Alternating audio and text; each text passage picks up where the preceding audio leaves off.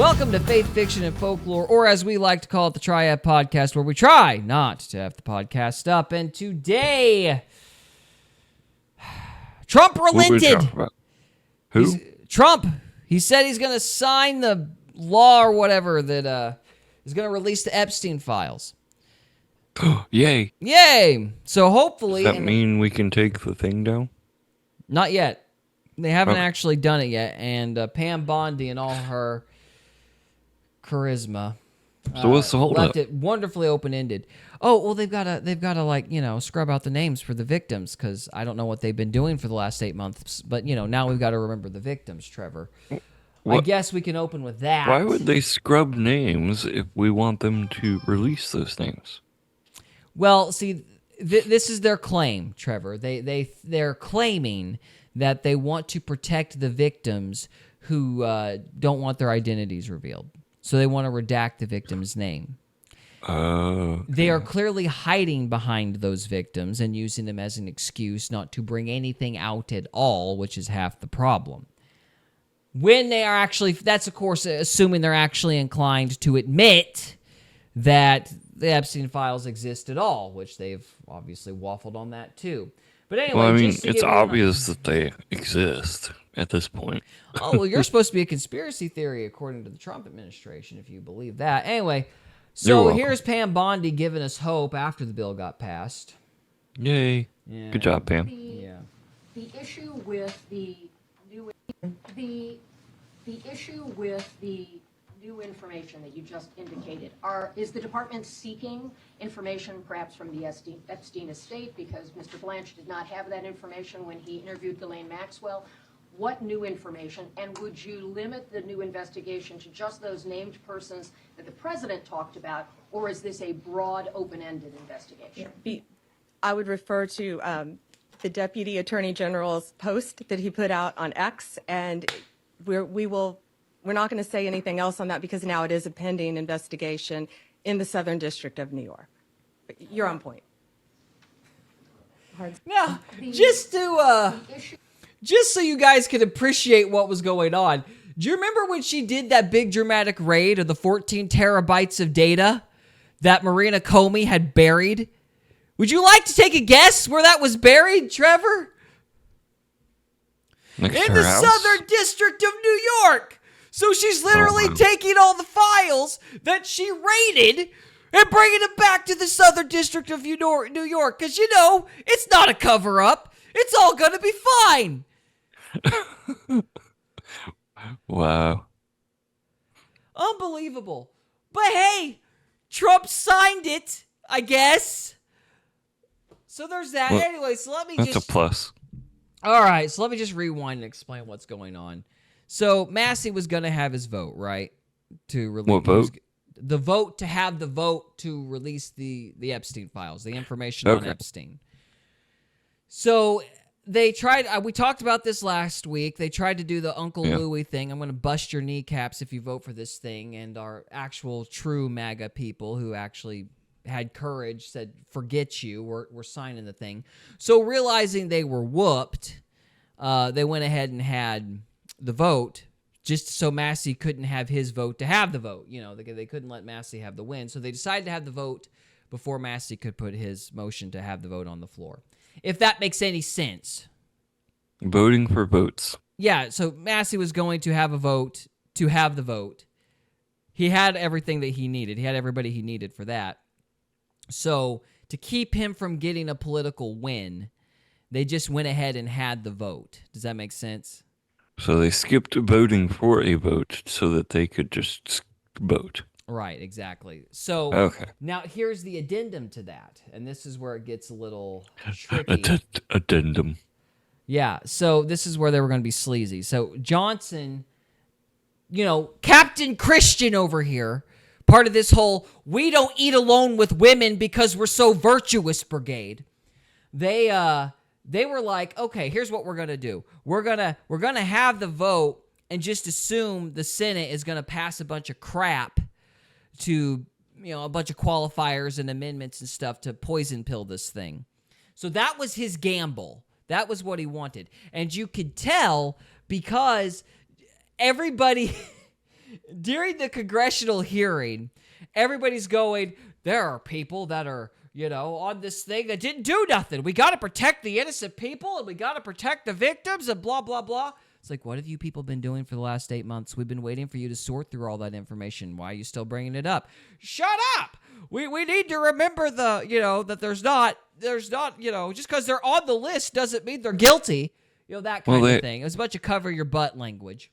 They had to shut down the government so they could go on vacation and go golfing and not worry about it for a while. They were just killing time because Massey had the votes he needed like a long time ago, and I don't know if they the Democrats shut down the government, but they could have fixed this and didn't. They basically been riding the clock for as long as they could. They couldn't ride the clock anymore. And so they started doing all this cover your butt language during the House of Representatives meeting, and the hope was that the Senate would actually add some amendments to poison pill it. Does that make sense? They were going to try to poison pill the bill, by basically slow it saying down as much as possible. Yeah, they were going to do legalese language. You know what I mean? It's like, well, we got to protect the victims. We got to protect national security. We got to do this, and they were going to add a whole bunch of wording that basically meant we can redact 99% of this. Whatever happens, just doing the right thing. Well, see, the pedophiles were paying their paychecks, so it's like, who cares about the right thing when there's money on the line, right? Yeah. Anyway, so just to give you a snippet. Just to give you a snippet of what the strategy was, which this was a big blunder on Mike Johnson's part, but just to give you an idea of what the language was during this congressional hearing. So here's Mike Johnson really quick. Number 5, national security concerns, okay? The discharge requires the Attorney General to release within 30 days, quote, classified information to the maximum extent possible. This ignores the principle that declassification should always rest, and always has rested, with the agency that originated the intelligence. Why? So that they can protect their critical sources and methods. It is incredibly dangerous to demand that officials or employees of the DOJ declassify materials that originated in other agencies, in intelligence agencies. All right? Number 5, national... So... He's scared. Oh, yeah, you can tell. Yeah, He's terrified. Yeah, you can catch. I'm glad you're catching the body language. Yeah, yeah. He's terrified and he's guilty. Yeah, they're covering for people. They're covering for their buddies because Epstein had half of them bought. Christopher Love says this perfectly. I thought it was a hoax. Now it's national security. That's a very astute observation, Christopher Love. You're absolutely right. What have I been screaming this entire time? The CIA was trafficking kids. That's what it means. This was a blackmail racket, and they don't want you to know that your taxpayer dollars have been going to traffic children. That's what this is about. So anyway, disgusting. The other reason that they're even throwing that out there is because they were hoping, well, maybe the Senate can make it 60 days or 90 days or, never. They were hoping the Senate would actually throw some sort of wrench into all of this, and hoping that we would just forget about it. Yeah, still riding the clock, hoping that it'll blow over. But and then listen to the songs "Let It Go." Yeah, just hopefully we could just get wore down, because that's what they do. They just slow roll and make everything as long and drawn out as possible, hoping you get tired.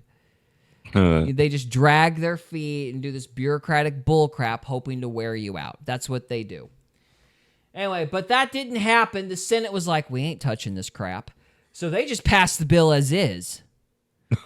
Yeah, they were like, we're not getting anywhere near this. And so here's Mike Johnson after that happened. Any reaction to Leader Thune seeing the bill without adding amendments or changing it? I am deeply disappointed in this outcome. I think... I'm told, I've been at the state dinner, I don't know, I was just told that Chuck Schumer rushed it to the floor and put it out there preemptively. It needed amendments. I just spoke to the president about that. We'll see what happens. So do you think he may veto it? You say you spoke to the president? I'm not saying that. Is he supportive? He's got to go to the bathroom really bad. Yeah. Talk about being hoisted on your own petard. You deserve it, you lying sacka. I want you to understand that this is the guy that was on Benny Johnson's show going, oh, we absolutely have to pass these files. We have to let it all out. I say just let it all out, I tell you.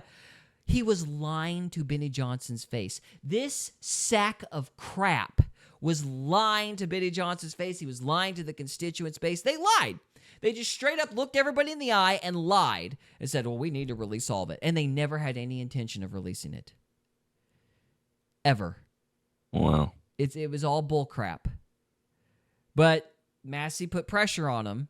And, of course, people wanted it. And, see, this is the thing. Trump finally was like, all right, fine, just release all of it. Trump gave the go-ahead, and so that gave the Republicans permission to pass this thing, too, because everybody's been getting calls.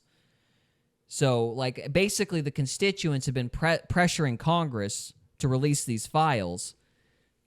So people like you and me and whatnot are calling them, be like, hey, release those files. Yeah, regular people are calling and releasing these, saying, hey, release the file. Like, we didn't call, but, we have our petulant little monogram logo. But anyway, that's our little contribution to this fight. But anyway, people were calling and pressuring these guys. And, but they were holding out because Trump was like, no. See, Trump was the one pushing all of this. And he's not in it. They're the conservatives. I cannot stand our side right now because they are working so hard to frame this. They're like, well, Trump's not in the files. Trump's not in the files. It's like, yeah, we know he's not in the files. He made a deal. Yeah. Like nobody on our side thinks he's in the files. Stop accusing us of thinking he's in the files. That's not what anybody thinks is going on. You liars. He made a deal with the Democrats. He was using it as a pressure point, as a point of leverage on them. And one of two things happened. Either he got tired of them trying to weaponize this list against him because, they were saying that Melania was like a prostitute for Epstein. They were sitting here saying that, he was running around with the women. Like, they some kind of deal. This is what makes me mad. He promised that he was going to release these files. But he clearly made a deal with Democrats probably sometime in like January or February. And he was basically like, look, I said I was going to do this. It was just like the lock her up thing. Yeah. It was like, well, I would hate to see somebody like Trump in office. And then Trump's like, because you'd be in jail. And everybody was really happy about that because they thought he was actually going to throw the woman in jail because she needs to be in prison. And it didn't happen. And he didn't do jack. It was the same kind of deal. He was threatening the Democrats with the Epstein list, but he had no intention of actually using it to actually prosecute these pedophiles. And he should have just drained them. He should have just drained the swamp when he had the chance.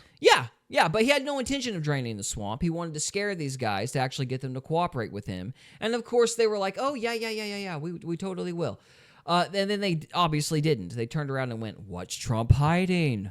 Yeah. What's he hiding?" Which is just stupid because most of the people on the Epstein list are people on their side. Yeah. It's leverage. A joke. Leverage doesn't really work if you never use it. I don't know what they were thinking. It's like, guys, you're poking the bear, and it's all your people on the list. What are you doing? But anyway. So they antagonized Trump thinking that, he wouldn't do nothing. And then, of course, it's their people that are getting humiliated. But it was either Trump got tired of them trying to make him look bad using the list and said, okay, fine, I'm going to just sign it. Or, and this is what I think they got their teeth kicked in that election a couple of weeks back in Virginia in particular. Like, because the Republicans lost absolutely everything. I mean, they knew they were going to lose. Like, they knew that the Democrats kind of had the upper hand on those elections anyway. But it was infinitely worse than what they thought. And I think they freaked out. And, of course, because People's Pundit was sitting there saying that guys on the local level were, like, literally going up to the local sheriff, and going, listen, we like you, but we need to send a message to Trump. Like, they're telling the pollsters this. Like, the sheriff who lost, and the people on the ground that were, like, in these local offices who lost were literally going up to the pollsters and saying, our people are telling us that we're going to lose, like, they're not going to vote for me, just to send Trump a message. Like, that's how freaking mad people are. And they were specifically mad about the Epstein files, which I agree with. according to the pundit, they were also mad about Israel, which I don't agree with, but the people in Virginia were mad. They were mad about the war in Gaza, and they were mad about the bombing of Iran and the Epstein files. I don't agree with the latter two, but, I agree with being mad about the Epstein files. So, but between those three things, like, they all got their teeth kicked in. Like, the Republicans got killed. And so I think they freaked out. And since the Epstein files thing was one of the main subjects mentioned, they were like, all right, fine, release it because we need to do something. Because they're gonna get their teeth kicked in during the midterms. Apparently it's bad. Like, it's really, really bad. Like, so, once the blue wave bad. Oh, yeah. And of course, once that happens, I mean, Trump's going to get impeached. He's not going to be able to do any of the things he wants to do. I mean, it's a nightmare. It's an absolute nightmare. But he did it to himself. So it's like, I don't know what to tell you.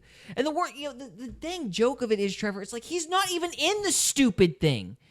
He's like falling on his sword because he wanted to use this as a leverage point. And then his people were like, blowing no. up in his face. Yeah, like they're pedophiles. They need to go to jail. Yep. Like they need to go to prison. And he's sitting there going, no, it's a conspiracy theory. And you people aren't MAGA if you don't agree with me, because I am MAGA. No, they're still talking about that? What the heck? Yeah. And of course, it's subtly implying that everybody wants to look at CP. That's why they want the Epstein files. Thanks for that, Bondi. I'm sure that helped with the polls. Just idiocy. Just stupid. No. Like, anyway, so they got it passed. And here's Massey talking about it. We'll do a clip of this really quick. There is hope here. We fought the president, the attorney general, the FBI director, the Speaker of the House, and the vice president to get this win.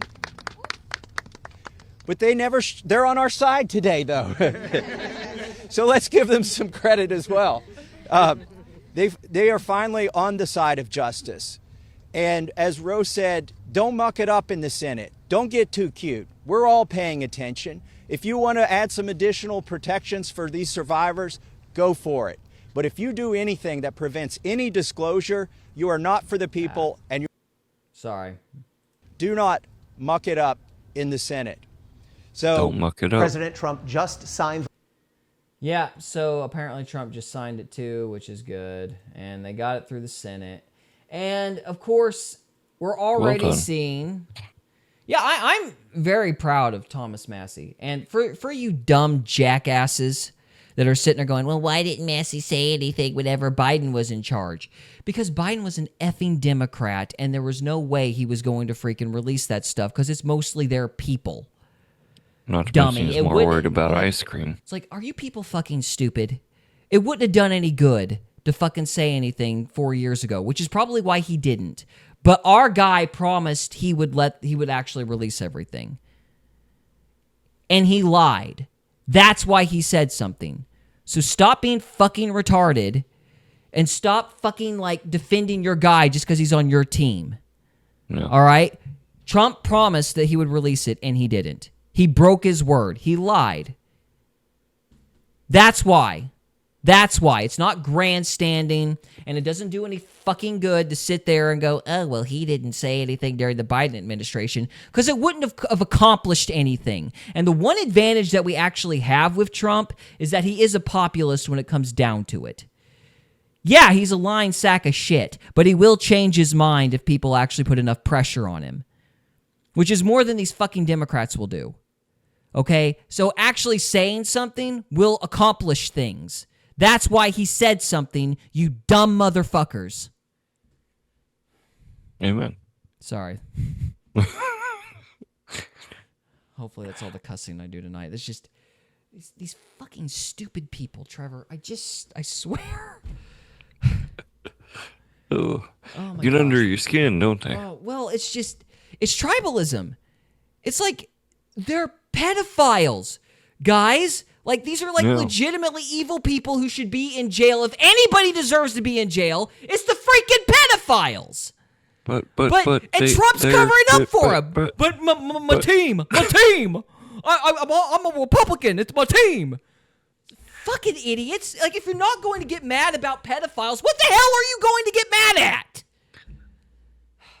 But they're mentally messed up. They're not actually that way. It's sports ball, Trevor. It's sports ball.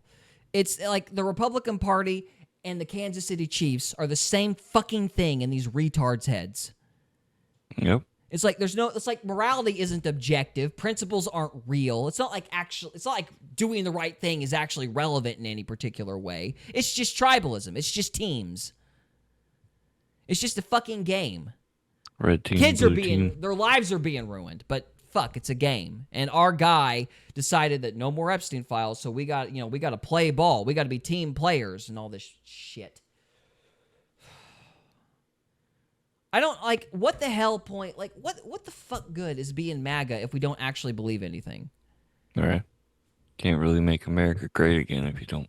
Well, why the hell should I care if America's great again? Do I give a shit about the topography, or do I actually believe something about America? Yeah. Like, I said this to Jess, and look, I don't give a shit about where I was born. I don't care, okay? When I say make America great again, the only reason I care is because you see that freaking bookshelf back there? Yeah. Most of that's, like, the top shelf there is books from the founding. I've actually read a good chunk of that shit. I've read everything that I could possibly find by George Washington. Like, I believe in the founders. I believe in what they taught. I believe in the idea of, like, rights. That the idea that rights are provided by God, and a government's role is to actually, like, facilitate those rights. The government doesn't give you rights. It's supposed to protect the rights given to you by God. Yeah. Our founders created a Christian government that didn't rely on a theocratic monarchy. All right? So, like, that's like they represent the peak of the Enlightenment before the 1800s screwed everything up. And I believe in what those guys wrote. That's why I'm proud to be an American. That's why I was MAGA. I don't give a fucking shit about the topography. And if the founders were Japanese, I hope I would try to be Japanese. This isn't some freaking regional team bullshit. Like, I actually believe things about our country. I believe what our founders wrote. I believe in the Constitution, as cliche as that sounds. Most of these people don't, though. It's just teams. No. It's just sports ball. Yep. And I'm just sick of it. I'm sick of listening to these stupid people. It's like, you don't even believe enough in throwing pedophiles in jail. What the fuck do you actually believe in? Like, you just want to win. You're no better than a bunch of damn cows trying to hop through a fence. You just want to win. Like, you're barely sentient. Anyway, I'm sorry. I'm done. Okay, so in light of the stuff being released, we've already had 3 casualties. So you can't 3 casualties. you can't tell me there were no names. Because we've got 3 already that were being influenced by Epstein to some capacity. The first is Larry Summers. Larry Summers, this is CNN. Larry Summers said Monday night that he was deeply ashamed about his relationship with the convicted sex offender Jeffrey Epstein, telling CNN that he would pause all public engagements as he works to rebuild trust and repair relationships. But the Harvard University professor added that he will continue teaching, as some call for the university to sever ties with him.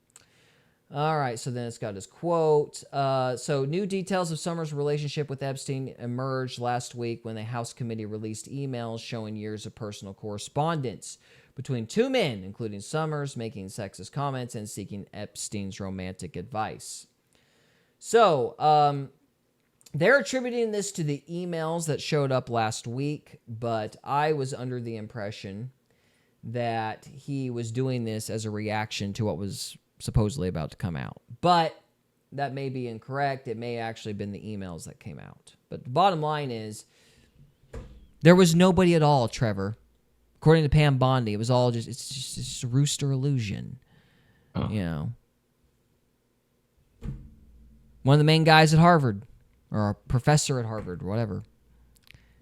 So he's the first to fall. So that was one major character. The next one, we've got Jasmine Crockett. Is that... Oh, this isn't the right one. Dad, blame it.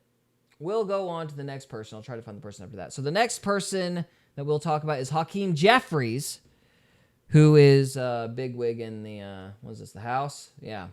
So he was caught associated with Epstein. So we'll listen to this for a minute while I try to find the other piece of the Jasmine Crockett thing. So hang on. Right here, where Hakeem Jeffries' campaign reached out directly to Jeffrey Epstein, soliciting campaign dollars for the, quote, Brooklyn Barack. Hakeem Jeffries had a very different response when asked about it by the media. He denied its existence.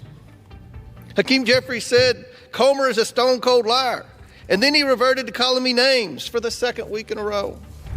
The only stone-cold liar in this debate is Hakeem Jeffries.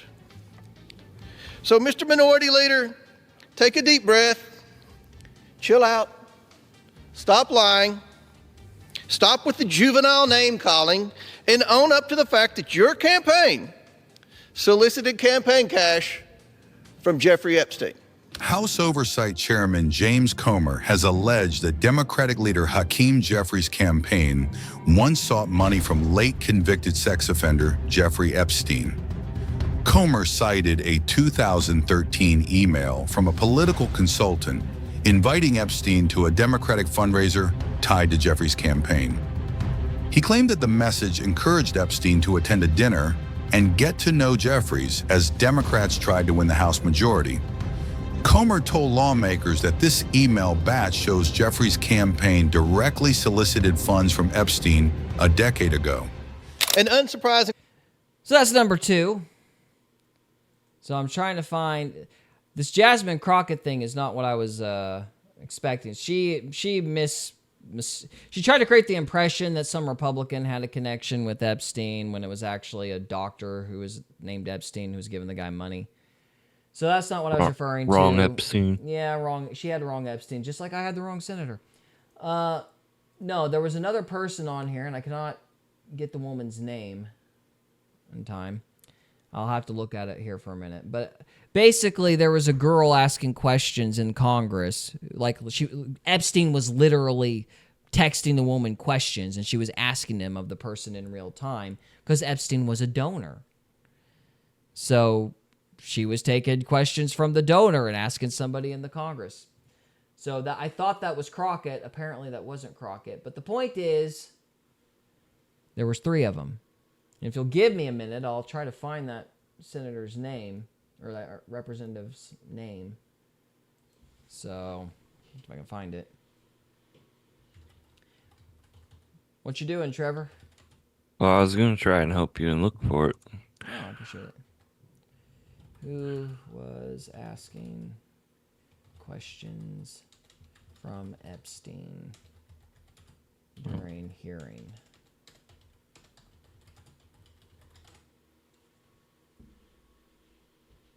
Yeah, House Democrat.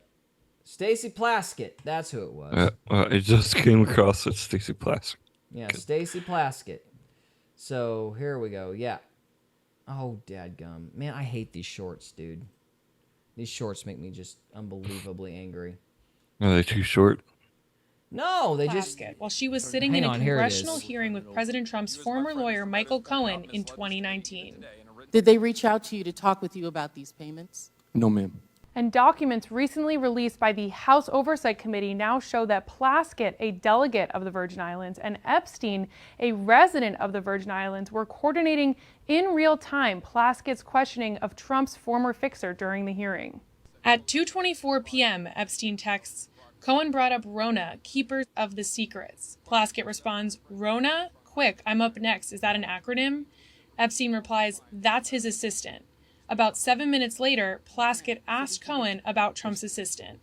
As Miss Rona, what is Miss Rona's position? Rona Graff is Mr. Trump's executive assistant. And would she be able to corroborate many of the statements that you've made here? Yes, her office is directly next to his, and she's involved in a lot that went on.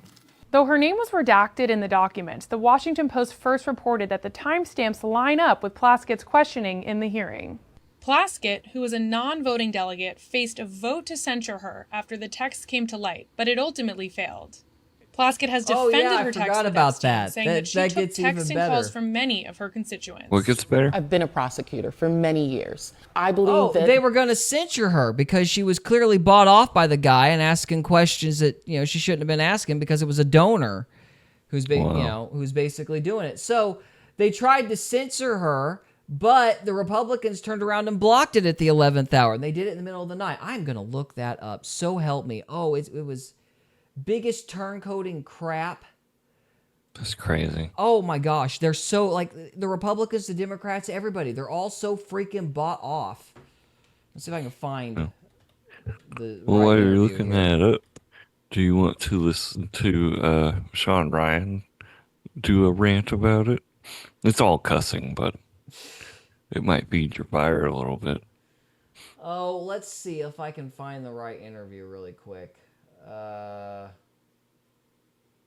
Yeah, this was Johnson confirming it was freaking Mossad, which of course, or CIA, which of course it was. Here we go.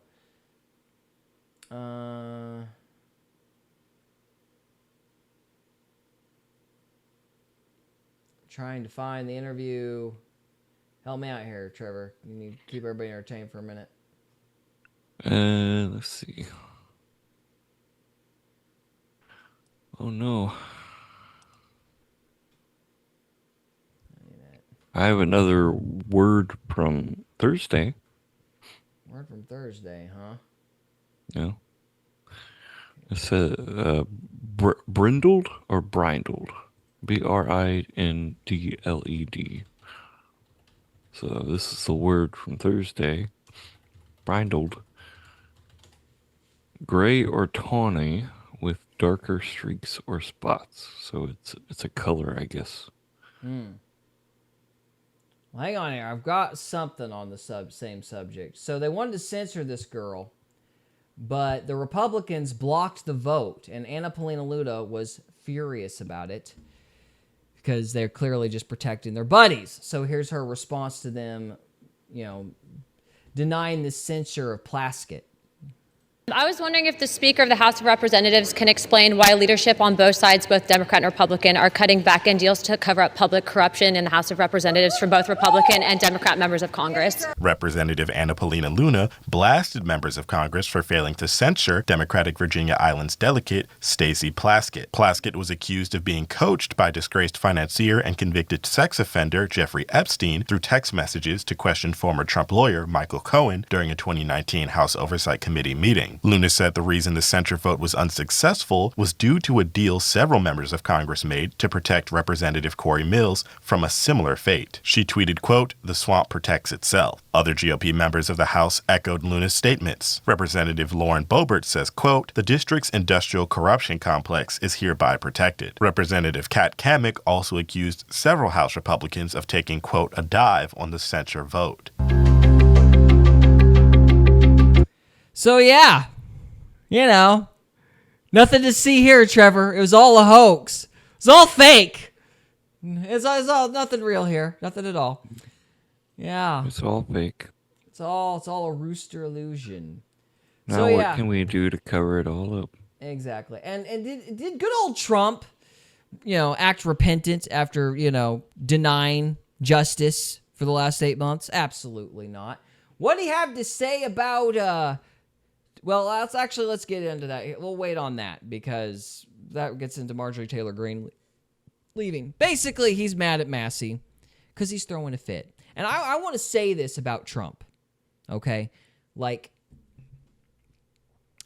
He's better than these flippin' communists that want to burn everything to the ground, right? But you need to understand something. And Buck Sexton said this too, so it's not just me. It's not just me talking out of the void here, but Trump thinks you're an idiot. Okay? Oh, yeah. Most salesmen have contempt for the people they sell to. Yeah. It's part of that culture. If you've ever listened to a Napoleon Hill book or an Earl Nightingale book or any sort of Nightingale Conant thing, or if you've ever met millionaires in that circle, which Trump wrote Art of the Deal, he wrote all that self-help crap, those people think you're retarded. They hate you. They think you're dumb. Now, Trump does want to make America great again. He does want to help people. Like, he does want the country to be prosperous. That kind of, I think it was Judge Napolitano, somebody said he's a class traitor just for that. So you have to, you can't be too harsh on Trump because of the world he comes from. It cannot be understated how much these people hate you. Millionaires, billionaires, I've met some of these people, Trevor. They hate you. They hate you. Make her care less.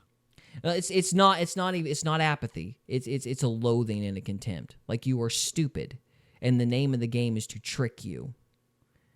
Do you understand? There's a visceral loathing. Yeah. It's so bad that if you buy something from them, they're not grateful that you bought from them. You're a sucker. Do you understand? You're a sucker. They think you're an idiot because you fell for their pitch. This is the world these people come from. Trump at least wants to help, but that's the world he comes from. And so he's used to manipulating people and twisting people into them doing what he wants. Which is why he said that stupid "I could shoot somebody in the middle of the street and get away with it" comment. Oh, gosh. I mean, that's indicative of that world. It's like you've got pride for your charisma or whatever. But this time, people didn't bite. People were like, no, we've got to have justice here. We've got to take apart the system. They didn't let him bulldog us. They push past the issue. Yeah. And he's mad. He's throwing a fit. He relented because he got his teeth kicked in Tuesday. I don't think it was the Democrats doing another hit job, because they've done that for the last 10 years. I don't know why he'd care now. It was that election. It was that election that did it. Something that actually hurt him. Yeah, so he's had to, give up. He's had to back off because the people made him.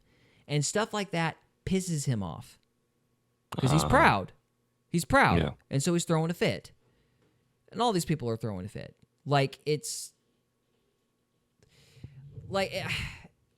Yes, it makes me mad. On the one hand, it makes me furious. But on the other hand, it's based on my experience of people in that world, it's remarkable that he wants to do anything good. Because those people are absolutely contemptible. So, I mean, he's a class traitor. He's a class traitor, and you have to give him credit for that. It's just good business. Yeah, well, it's just... Yeah,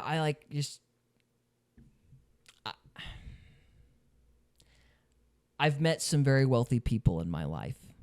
Most of them think you're stupid. And it's a visceral loathing for regular people. That's been my admittedly anecdotal experience. There is a profound contempt for the working man or whatever, because they're too stupid to make money. And they're just there to be taken from. And Trump comes from that world. Kudos to him for trying to make the world better.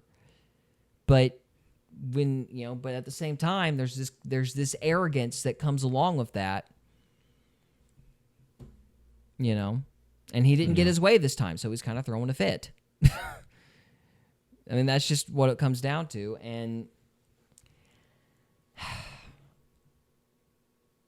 I can be a little sympathetic with him because I kind of know that's that world.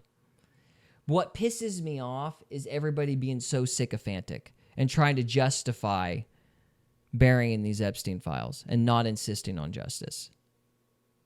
If I'm mad at anybody, I'm mad at all the commentators. I've lost respect for 90% of commentators over the last 8 months.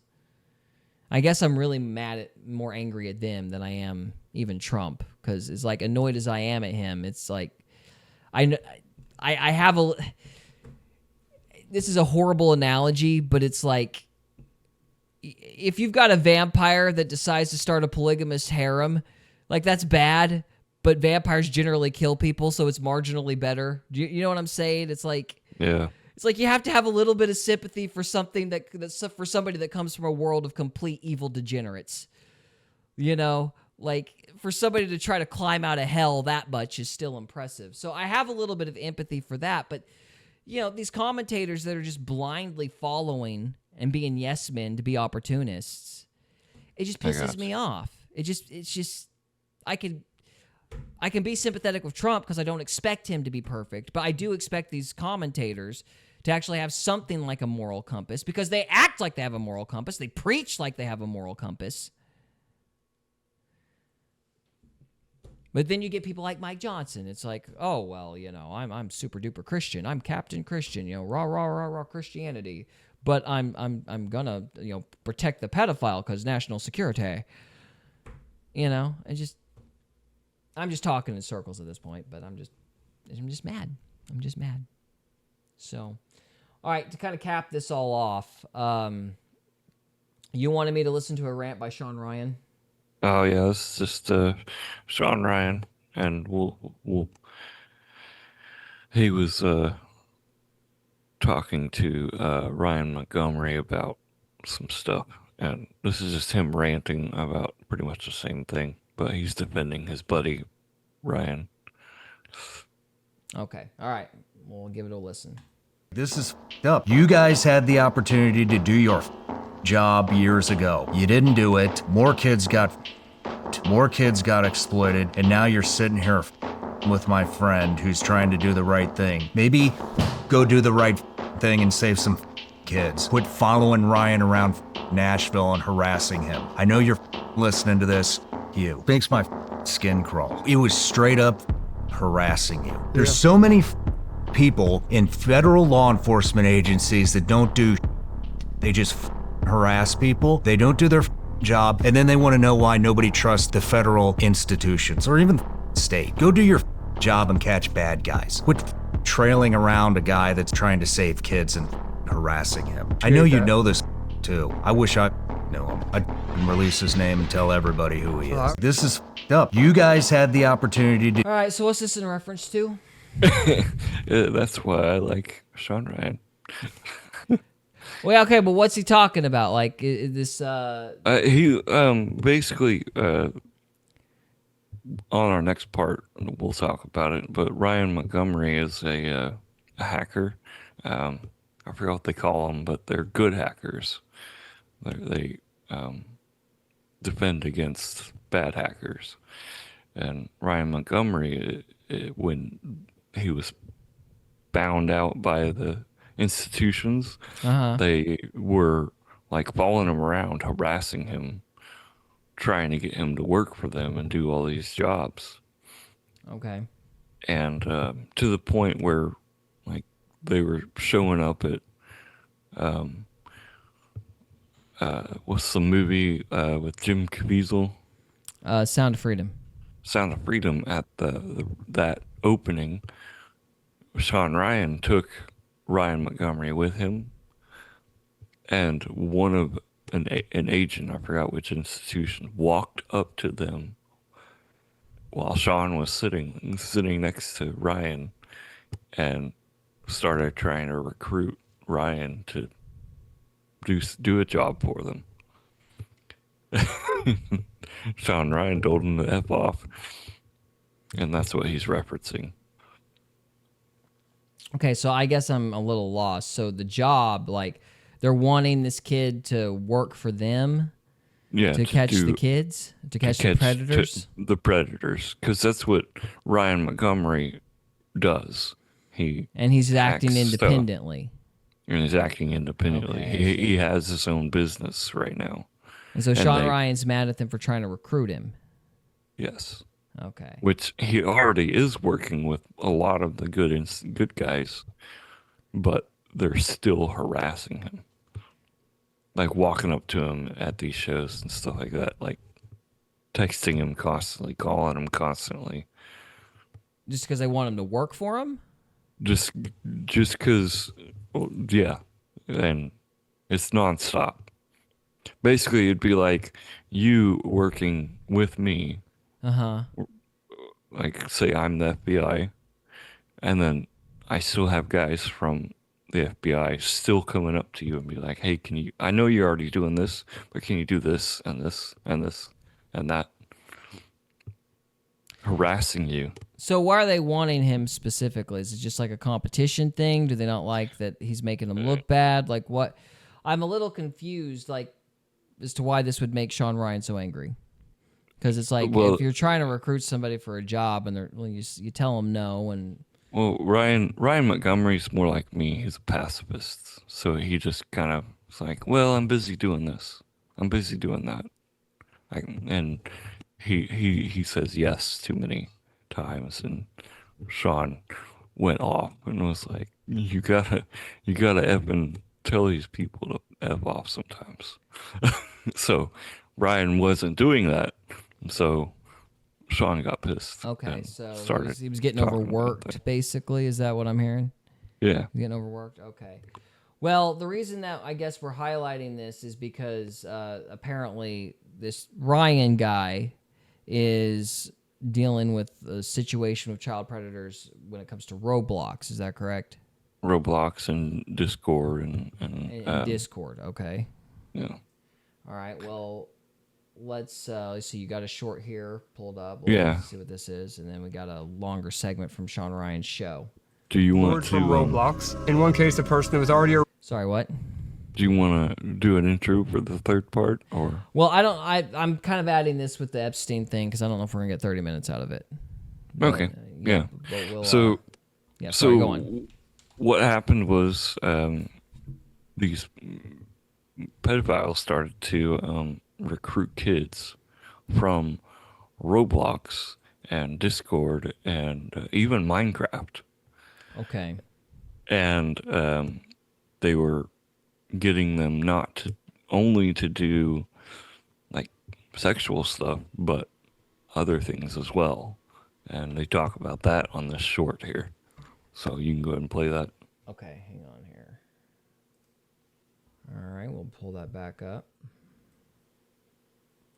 Arrested, threw a brick through the window of a pregnant teen's car. The shock put her into cardiac arrest, her and the baby. The guy was arrested for being part of the 764 group and was charging $50 to $200 for bricking, swatting, and doxing services. So bricking means show up at somebody's house, either throw a brick through their window, shoot it up with a gun, vandalize it, break windows, record the video, and post it. 22-year-old member of one of the groups kidnapped and a 12-year-old girl in Virginia. He was convicted and sentenced to 350 years in prison. 17-year-old member Nino live-streamed himself attacking an 82-year-old man, and 2 weeks later, a 74-year-old woman on video who he believed to be Roma. He was only sentenced to 14 years. Hurt an old man terribly and an old woman gruesomely, just to prove to these people that he had what it takes to be part of their group. What the is wrong with these people? And lured from Roblox. In one case, a person. Okay, so this is basically people targeting individuals on Roblox. Yeah, so this actually I don't have the texts available because I just delete them and block the person. Yeah. But this has happened to my own kids. They'll be playing on Roblox, and there's a live chat that you can talk to people while playing, and they'll start talking in these live chats, and any response they get, they'll send the kiddos messages. Yeah. And it's a personalized message through the Xbox app or through Xbox or through whatever gaming, like PlayStation or the computer. Yeah. And then they'll recruit them and have them try and join their gang on the Roblox or on whatever game they're playing. And then they'll get them in a private server where they can tell them, hey, to actually get into this gang or whatever, you need to go and do this. and they'll tell them to do some sort of dangerous something or other, which is what he just talked about. Yeah. And then they'll recruit them into their gang, and then they'll be like, okay, meet us here in person, and that's when they either kidnap them or initiate them or something worse. Okay, so from what I understand here, this Ryan individual is going to demonstrate this to Sean Ryan as to how all this works. Yes, and he's a hacker, world-renowned hacker, and his job is to find the predators. Okay. All right. If you put that into ChatGPT, I guarantee you it would know exactly what it means. But if there's no AI doing moderation on Roblox, that stuff gets by. Which, if the people can't see it, it's pedophile rapist. That's the username, but it's spelled wrong.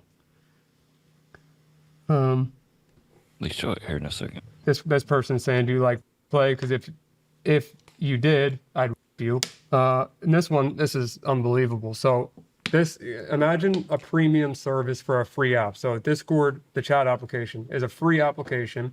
It's like about $10 for their premium features. And all you get in their premium features is emojis, like different, little emojis, being able to color your profile with different colors and stuff, and maybe a larger file size limit to send. But that's all you get for Discord Nitro is what this is called. And this conversation says, I got a 2-week Nitro trial if you want one. Guy says, give. He says, yes. Guy says, will she cut for me? He says, yes, we'll cut on camera. He says, all right. Other guy says, if I tell her to. He says, can you tell her to? He said, Nitro first. He said, all right. So he traded a victim for $10 and the ability to send emojis in a chat application. That's how petty and ridiculous this is. Here's an 11-year-old victim they're selling for money. Oh, man. What do you mean they're selling her? Read it. For sale. 11-year-old girl. She is very naughty girl, has been deflowered, yet still in ripe enough condition. No visible signs of abuse. Will listen when she is put under enough pressure. Make sure to give her enough attention and she'll never leave you. Price, $1,200.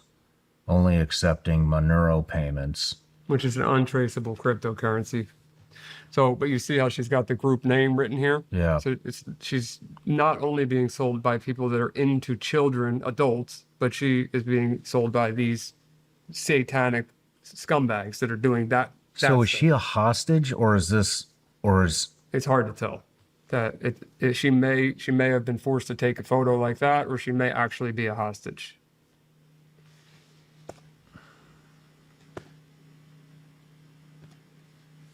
Yeah, so yeah. And So, it starts just to with a conversation from Roblox. Just to emphasize the point, this is the kind of crap that was going on with those people in the Epstein files, and this is the kind of crap Trump was willing to cover up. Yep. To make a fucking deal.